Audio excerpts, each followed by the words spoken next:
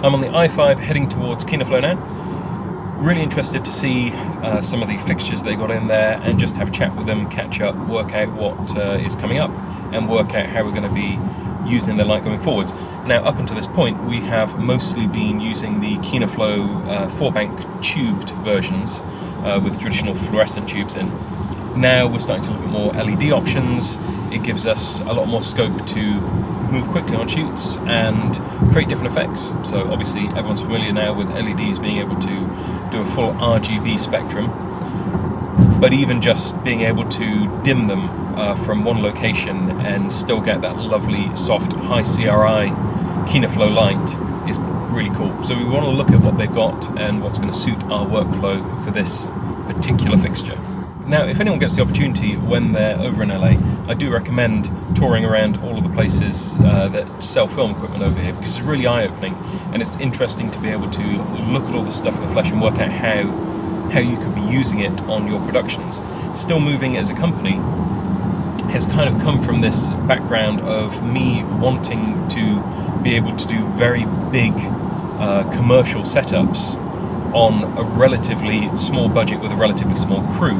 So everyone that we've taken on, everyone who works for us, has become very familiar with how to grip stuff up. It's not something which you would normally expect necessarily in a small production company where we're familiar with how to build pipe rigs or build a menace arm.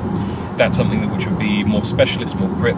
But because I've always been fixed on trying to create the most interesting look, use the production tools which are available in Hollywood, as it were, but bring them down to our level and integrate them into our workflow, the whole team have been able to get a feel for that, and they're all very adept at building interesting grip rigs, thinking outside the box, and being able to look at something and say, is there a more efficient way of doing that? Now, as an example of this, on a recent Christmas ad we were shooting, the crew used suction cups to mount our Titan tubes by Astera to various windows so that we could key light our actors without having to get any grip or stand into the location, into the shot.